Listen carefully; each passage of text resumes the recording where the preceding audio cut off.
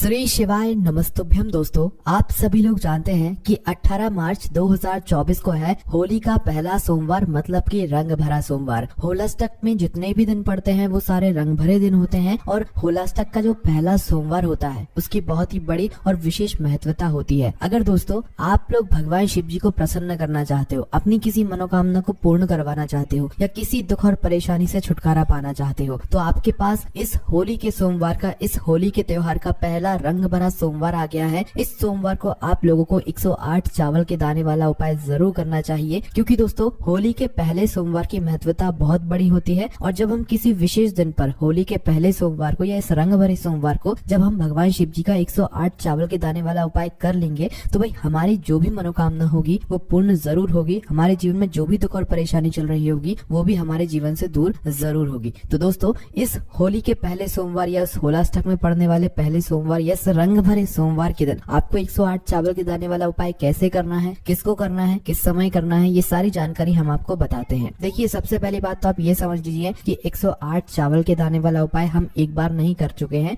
हम पहले भी बहुत बार कर चुके हैं। पर ये 108 चावल के दाने वाला उपाय हम कब करते हैं? किसी विशेष दिन पर ही करते हैं। और जब बात आ जाए होलाष्टक में पड़ने वाले पहले रंग भरे सोमवार की, तो इससे अच्छी बात और क्या हो सकती है। आप ऐसा समझ सकते हो कि भाई ये सोमवार बहुत ही बड़ा सोमवार होता है, सोने पे सुहागा वाला दिन होता है, क्योंकि ये होली के त्योहार में पड़ने वाला पहला सोमवार है। इसे रंग भरा सोमवार भी हम लोग कह सकते हैं, क्योंकि होलाष्टक के बाद जितने भी दिन होते हैं वो सारे रंग भरे दिन होते हैं। इसलिए दोस्तों, अब आपको इस 108 चावल के दाने वाले उपाय को इस रंग भरे सोमवार के दिन कैसे करना है, आइए हम लोग समझते हैं। और जब आप इस उपाय को अच्छे से समझोगे तभी आप इस उपाय को अच्छे से कर पाओगे, इसलिए पहले उपाय को अच्छे से समझ लीजिएगा। तो दोस्तों, सबसे पहली चीज हम लोग ये समझते हैं कि इस 108 चावल के दाने वाले उपाय को आखिर करना किसको है और किस लिए करना है। तो देखिए, यहाँ पर हम लोग आपको बता दें कि ये 108 चावल के दाने वाले उपाय को रंग भरे सोमवार के दिन वह व्यक्ति कर सकता है जिस व्यक्ति की कोई मनोकामना हो, जिस व्यक्ति को भगवान शिव जी से अपने मन की बात बोलना हो या अपनी मनोकामना पूर्ण करवानी हो, या किसी व्यक्ति का कोई काम बड़ा सा है, रुका हुआ है, अटका हुआ है। आपके पास एक बहुत अच्छा मौका है रंग भरे सोमवार का, जिस दिन आप लोग जो है भगवान शिव जी से अपनी मनोकामना बोल सकते हो, ठीक है। और अगर आपके जीवन में दुख और परेशानी भी चल रही है ना, तो आपकी दुख और परेशानी के लिए भी आप इस सोमवार को इस 108 चावल के दाने वाले उपाय को कर सकते हो, ठीक है। अब बात यहाँ पर यह आती है कि करना किसको है। तो देखिए, जिसकी भी जो भी मनोकामना हो वो सब इस उपाय को कर सकते हैं। पर अगर घर में से कोई एक मुख्य व्यक्ति एक इस उपाय को करना चाहे तो वो घर की बड़ी माताओं बहनों में से कोई भी एक माता बहन कर ले, क्योंकि जब घर की बड़ी माताओं बहनों में से कोई भी एक माता बहन इस 108 चावल के दाने वाले उपाय को रंग भरे सोमवार के दिन करेगी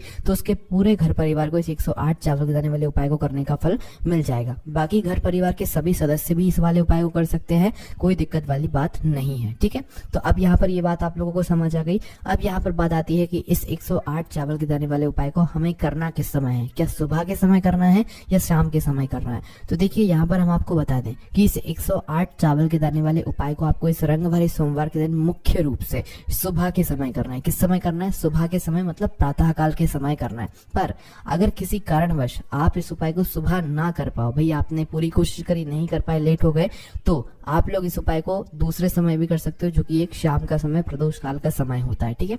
अब प्रदोष काल के समय में लोगों को परेशानी जरूर आती है कि भाई ये समय किस समय से लेकर किस समय के बीच होता है, या इस रंग भरी सोमवार के दिन हमें इस उपाय को किस समय से किस समय के बीच में करना है। तो यहाँ पर हम आपको बता दें, शाम के 6 बजे से लेकर, मतलब शाम की जब 6 बजते हैं, शाम के 6 बजे से लेकर शाम के 7 बजे के बीच का जो समय हुआ, इस बीच में आप लोग क्या करना, इस वाले उपाय को कर लेना। कोशिश आपकी ये होनी चाहिए शाम की 6 बजे से लेकर 7 बजे के बीच में आप इस वाले उपाय को कर लो। पर अगर किसी कारणवश आप कहीं गए हुए हो, ड्यूटी मतलब वगैरह पे गए हुए हो और आप नहीं आ पाए टाइम पे, तो भाई रात 7:30 बजे भी अगर उपाय करते हो या रात 8 बजे तक भी उपाय कर लेते हो तो भी आपको उपाय का फल मिल जाएगा। कहने का मतलब ये है कि 7:30 8 बजे तक भी उपाय करोगे तो भी आपको उपाय का फल अच्छा मिल जाएगा। तो दोस्तों, अब आपको यहाँ पर उपाय का समय पता चल गया होगा कि इस रंग भरे सोमवार को हम इस 108 चावल के दाने वाले उपाय को किस समय करना है। देखिए, सुबह के समय की अगर बात करें ना, तो सुबह जितना जल्दी हो सकता है आप उतने जल्दी इस उपाय को करने की कोशिश कीजिएगा। बाकी 10 11 12 बजे तक भी अगर इस उपाय को करोगे तो भी आपको इस उपाय का फल मिल जाएगा, कोई दिक्कत वाली बात नहीं होगी, ठीक है। अब दोस्तों, यहाँ पर हम सीधी सी बात जान लेते हैं कि भाई इस 108 चावल के दाने वाले उपाय को आपको करना कैसे है।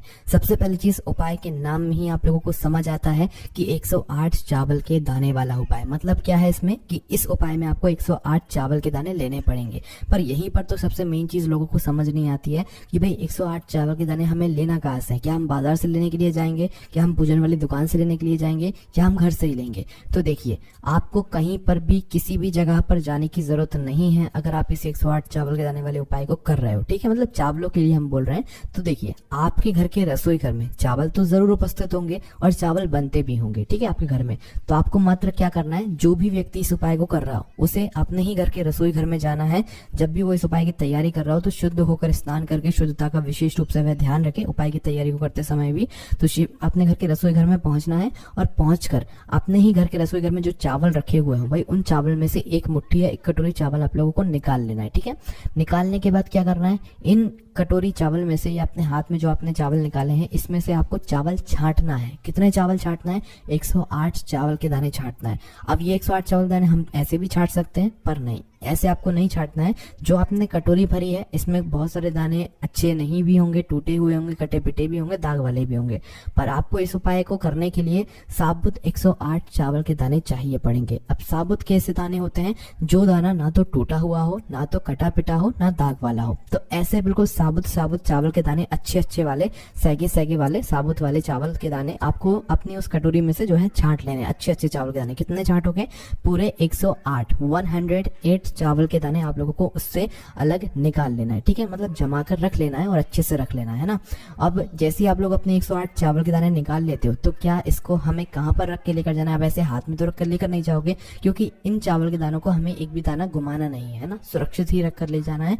इसलिए जैसे आप लोग अपने 108 चावल के दाने छांट लेते हो तो भाई उसके बाद इन 108 चावल के दानों को अपनी किसी एक कागज की पुड़िया में रख लेना। कागज की पुड़िया ना मिले तो भाई आपके घर में कोई छोटी सी कटोरी हो उसमें रख लेना, ताकि ये 108 चावल के दाने हमारे पास में सुरक्षित रहें, ये इधर उधर ना हो, ठीक है। तो अपने पास में सुरक्षित से रख लीजिएगा।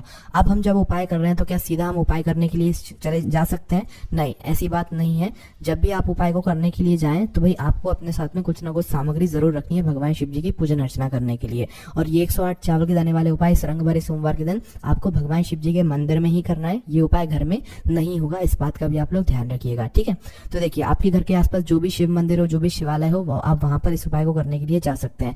पर जिस समय भी उपाय कर रहे हैं उस समय आपको क्या लेकर जाना है वो सुनो। देखो, जब हम 108 चावल के दाने वाले उपाय को चाहे सुबह के समय जाए, चाहे शाम के समय प्रदोष काल में जाए, तो सिर्फ उपाय की सामग्री के लिए हमें लेकर नहीं जाना है, भगवान शिव जी की पूजन अर्चना करने के लिए भी कुछ सामग्री लेकर जाना है, ताकि हमारे मन से ये भाव प्रकट ना हो कि हम अगर उपाय को करने के लिए आए हैं तो सिर्फ अपने फायदे के लिए आए। इसलिए अपने साथ में पूजन अर्चना की सामग्री भी जरूर लेकर जाना है, ठीक है, ठीक है।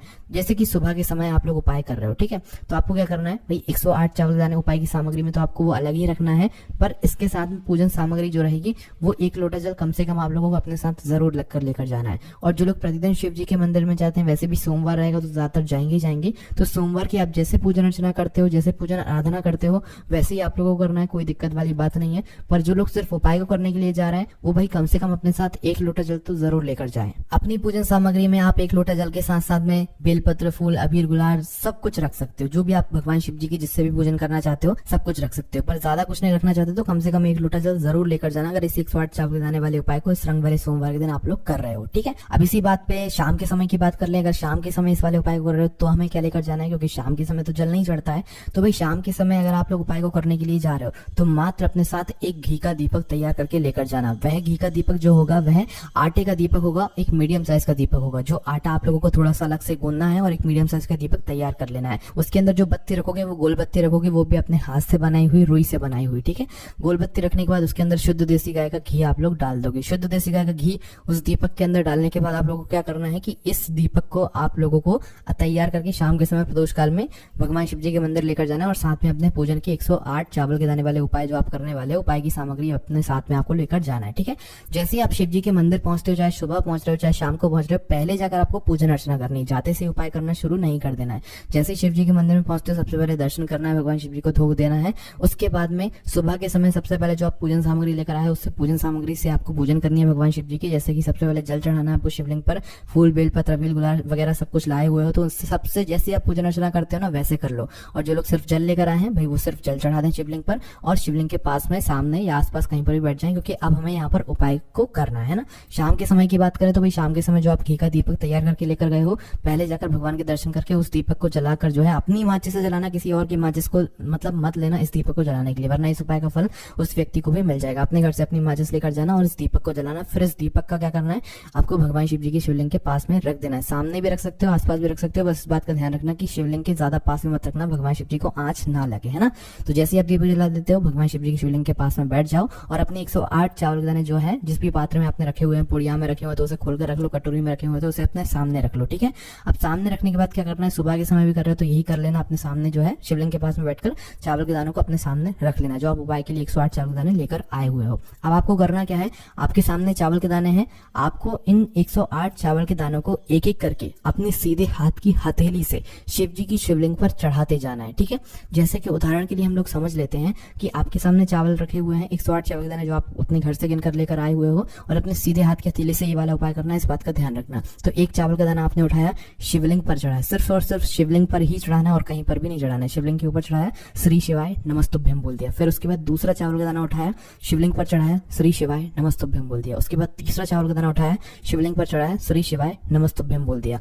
आपको अपने हाथों से तो शिवलिंग पर ही चढ़ाना है, फिर भले ही वो बाद में अपने आप जलाधारी पे गिर जाए या कोई जल चढ़ा दे तो फिर वो जलाधारी पे आ जाए, उससे दिक्कत वाली बात नहीं है, पर आपको अपने सीधे हाथ की हथेली से तो इस चावल के दाने को शिवलिंग के ऊपर ही चढ़ाना है, श्री शिवाय नमस्तुभ्यम बोलकर। इसी प्रकार से हर चावल के दाने को चढ़ाते समय श्री शिवाय नमस्तुभ्यम बोलते बोलते ही आप लोगों को जो है चावल का दाना चढ़ाते जाना है। हर एक चावल के दाने को चढ़ाते समय एक श्री शिवाय नमस्तुभ्यम एक बार मंत्र का जाप आपको जरूर करना है। जैसे आपको 108 चावल के दाने शिवलिंग पर चढ़ा देते हो श्री शिवाय नमस्तुभ्यम बोलकर, उसके बाद में आपको क्या करना है वो ध्यान से सुनो। देखो जैसे ही आप लोग आखिरी वाला 108वां आखिरी वाला चावल का दाना शिवलिंग पर चढ़ाने के लिए जा रहे हो, तो उस समय अपनी आंखें बंद करके श्री शिवाय नमस्तुभ्यम बोलकर उस आखिरी वाले चावल के दाने को शिवलिंग पर चढ़ा देना। उसके बाद में भगवान से अपनी वह मनोकामना बोलना जिस मनोकामना के लिए आप लोग अपना यह वाला उपाय कर रहे हो। 108वें चावल के दाने को चढ़ाने के बाद अपनी मनोकामना विशेष रूप से बोल देना है। जिस भी काम के लिए आप लोग ये उपाय कर रहे हो, दुख और परेशानी के लिए कर रहे हो, तो अपनी वह दुख और परेशानी बोल देना। जो भी मनोकामना हो वो मनोकामना जरूर बोल देना। जैसे ही बोल देते हो उसके बाद वापस से 2 मिनट भगवान के सामने बैठना, आंखें बंद करके हाथ जोड़ के भगवान के नाम का स्मरण करना और अपनी विनती अपनी मनोकामना एक और बार भगवान से बोल देना, और वहां पर भगवान को धूप देकर भगवान से विनती करके आप लोग अपने घर पर वापस आ जाना। और यहाँ पर इस रंग भरे सोमवार का ये 108 चावल के दाने वाला उपाय पूरा हो जाता है। इस उपाय को करने के बाद आपकी मनोकामना बहुत ही जल्दी पूर्ण होगी, क्योंकि आपने इस उपाय को रंग भरे सोमवार के दिन किया है।